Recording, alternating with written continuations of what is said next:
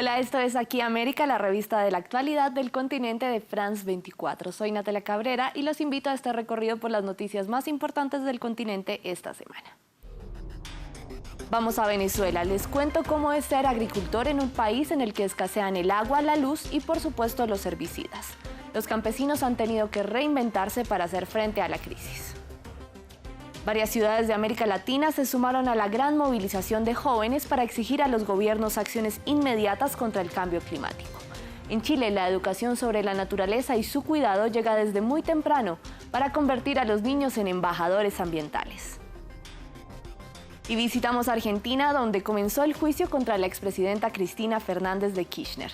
La exmandataria acudirá a las Cortes en medio de su campaña a la vicepresidencia.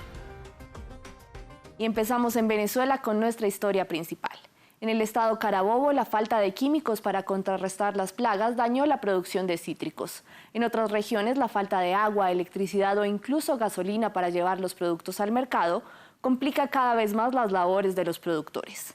Ante la situación, el presidente Nicolás Maduro decretó a algunas especies alimenticias como cultivos de guerra para que obtengan beneficios y se le faciliten las cosechas.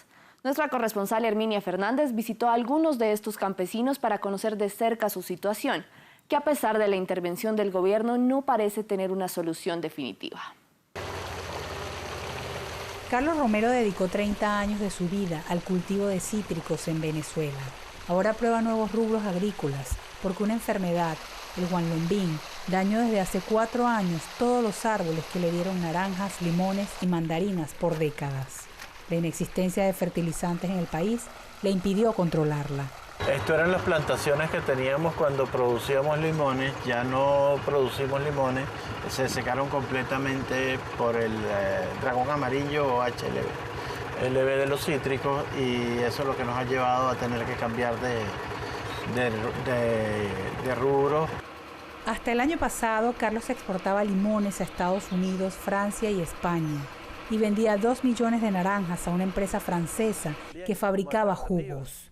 Este año, el maíz, la berenjena, ají dulce y cacao reemplazan los cítricos y apenas podrá venderlos en poblaciones aledañas. Prácticamente los cítricos están muertos, entonces hay que tratar de buscar alternativas de ingresos adicionales sin depender de los cítricos y tratando de utilizar la misma infraestructura que uno tenía para buscar la manera de hacerlo más sustentable.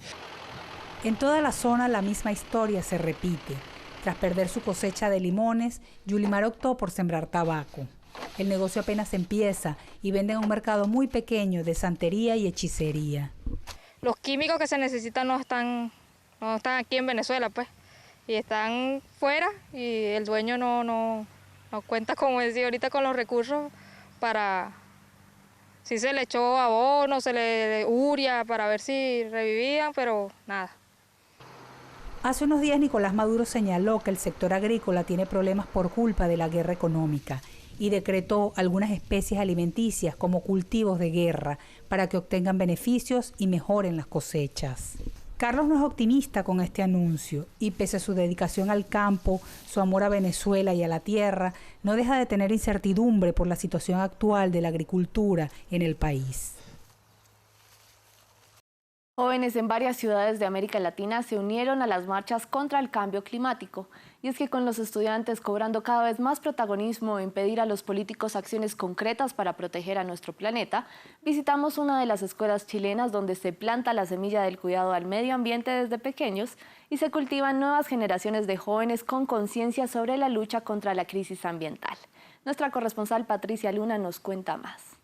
Aquí, el cambio climático no es un concepto teórico. Estos niños de una escuela de un humilde barrio de Santiago aprenden desde muy pequeños el rol de las lombrices en el cultivo de plantas, la importancia de la fotosíntesis o cómo plantar lechugas, un conocimiento que llevan luego a sus casas. Hojas muertas como esta, las hojas muertas, y hay que limpiarlo por abajo, mira.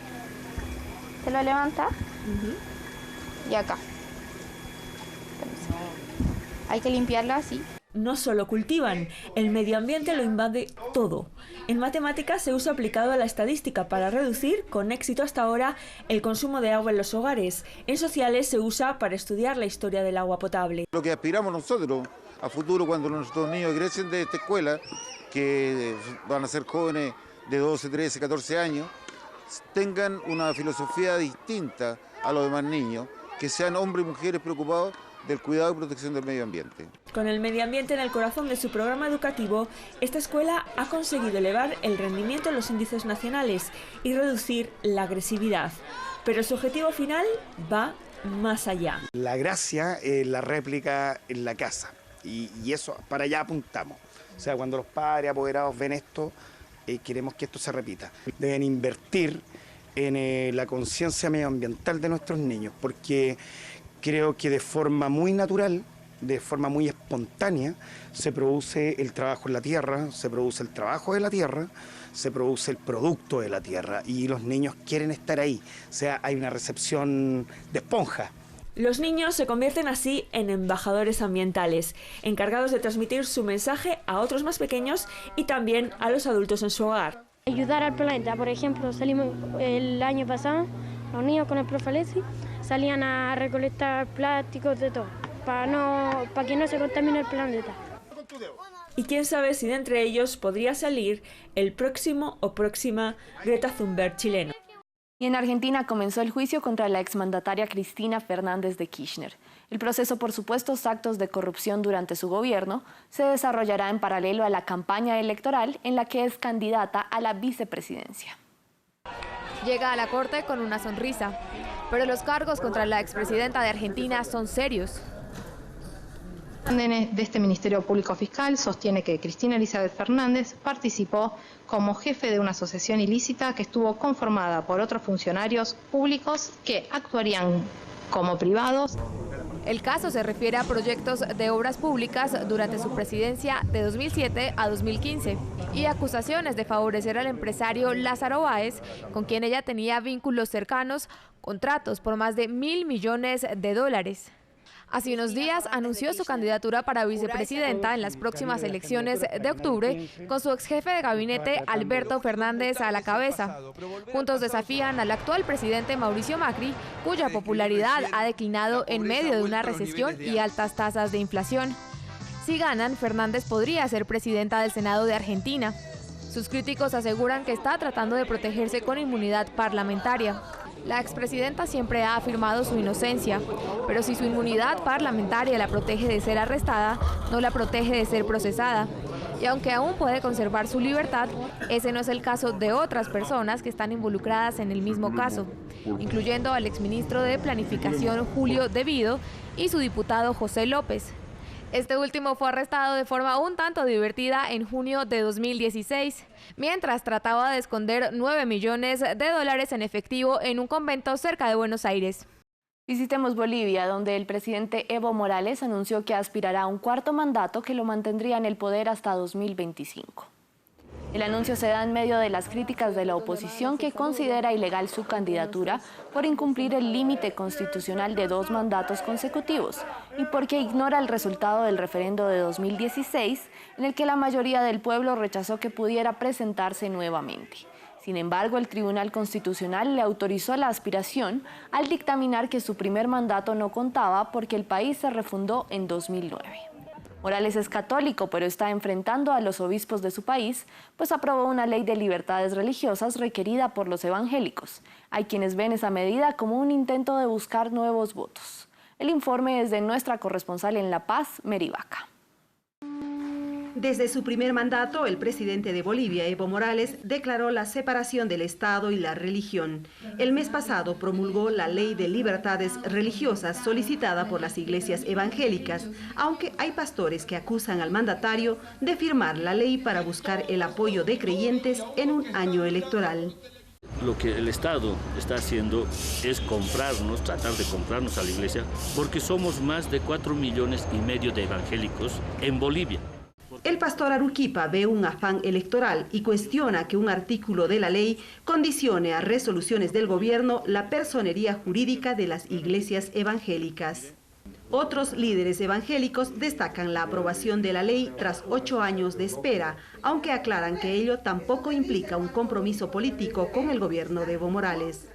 Iglesia Evangélica se mantiene al margen, mantiene su independencia respecto a la política partidaria. La nueva ley no alcanza a los católicos, que son la confesión religiosa mayoritaria en Bolivia, porque esa relación se trata con el Vaticano. Morales tiene cercanía con el Papa Francisco, que visitó el país en 2015, pero los obispos cuestionan que intente la reelección, pese a un referéndum que en 2016 impidió cambiar la Constitución para que vuelva a ser candidato. Ahí hubo una manifestación clarísima del pueblo boliviano sobre una pregunta sobre la posibilidad de una reelección y dijo un no clarísimo.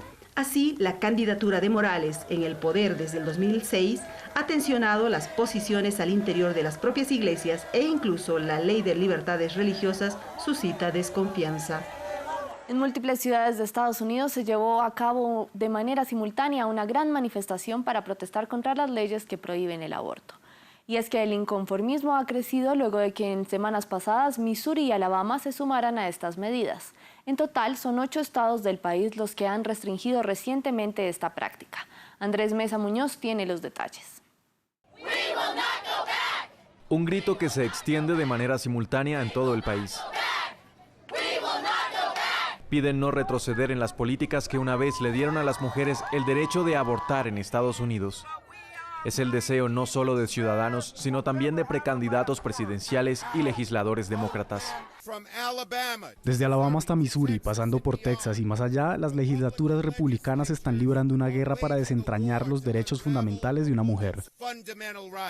La protesta nace en respuesta a las leyes que prohíben el aborto en casi todos los escenarios y que tan solo este año han sido aprobadas en 8 estados del país. Alabama fue uno de los últimos en sumarse y tiene tal vez una de las restricciones más estrictas sobre el aborto en Estados Unidos, al prohibir esta práctica incluso en casos de incesto y violación. Ninguna de estas medidas ha entrado en vigor, pero quienes las respaldan tienen en la mira a la Corte Suprema para que reconsidere el caso Roe versus Wade, que en 1973 despenalizó el aborto. Este órgano cuenta con una mayoría conservadora, por lo que los movimientos pro vida podrían salirse con la suya. Y me despido con nuestra cifra de la semana, 13.6 millones. Ese es el número de espectadores que sintonizaron el final de Game of Thrones o Juego de Tronos en su última y 8ª temporada. El último episodio se convirtió en el más visto de cualquier programa de HBO. En la cifra no están incluidas las repeticiones ni las señales de streaming. Gracias por acompañarme en esta emisión de Aquí América. Recuerden que pueden seguirme en redes sociales en @ncabreraf24 y sigan con la programación de France 24 en español.